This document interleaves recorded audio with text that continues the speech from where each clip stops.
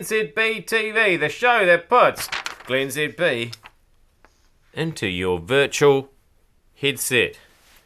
I'm bringing New Zealand to the world, and the world to New Zealand, and we've got a new way of ranking schools now. Now that we can't call them the poor schools and the rich schools anymore with the decile system, it's something to do with how risky they are. Is that what it is? I haven't quite figured out the new one yet, to be honest. But the fact that it doesn't initially make sense to me doesn't bode well. I can't help thinking we should have gone to the kids and asked them how they would rank the schools. Probably in terms of how good their tuck shops are. I believe there may even be schools out there that don't have tuck shops, so they'd be way down the bottom. There are ones that serve sushi and butter chicken. They are up high, especially if it's at a reasonable cost. There are ones that serve healthy snacks. They'll go down, maybe even below the ones who don't have tuck shops. The other major factor, of course, is how easy the girls are. Do Glenfield girls still have a reputation? I didn't go to school in Auckland, but I've heard that was a thing. Sacred Heart girls, any sort of Catholic school girl, they are high, I think.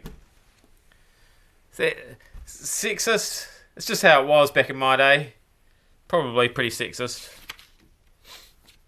Men, boys, all terrible. Get rid of them. There's a certain hairstyle, isn't there, that you don't find so much these days. I mean, who am I to talk about hairstyles? Nobody. But I couldn't let this one go by. So Mike Pence, he's in Estonia. Yeah, that's actually a place, Estonia. I'm not talking about his hair. I mean, he's a silver fox. He's got it all going on. I'm talking about that lady there. That's a hairstyle. You don't see a lot of that walking around Queen Street in Auckland or Lambton Quay or the revamped square, whatever shape it is now in Christchurch. You don't see a lot of that. But obviously it's still quite in vogue because important people in Estonia are still wearing that do. Maybe they're bringing it back. Maybe we're behind the times. How would you know? This sounds like quite an ordeal. I haven't had a lot of coverage of this story, so let me recap. It's out of Cologne. Emergency services in Cologne rescued 65 people stranded in mid-air after a collision on a cable car line high above the Rhine. This is something out of a James Bond movie, this, isn't it? I mean, you never... I don't know how you collide... What's it colliding into on a cable car? Anyway... the whole thing was immobilised for hours. Passengers were stuck in their cable cars. So rescue workers had to abseil passengers onto a fire department boat on the river.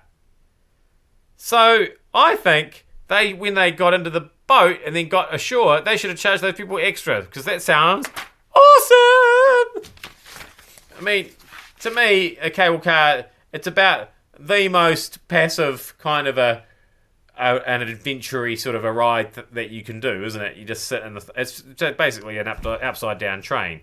I mean, the domestic manager, she gets very scared of those sorts of things because she's up high.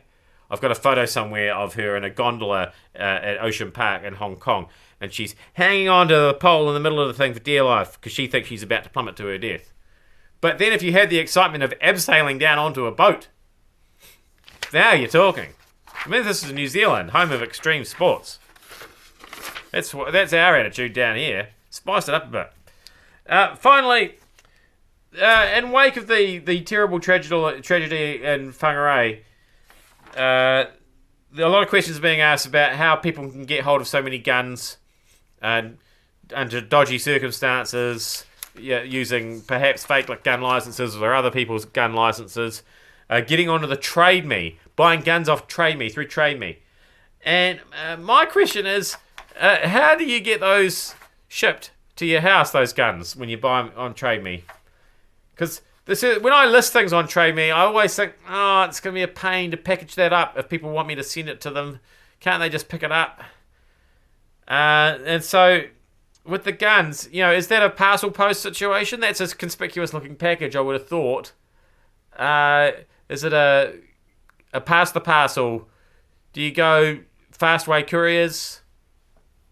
It's certainly not a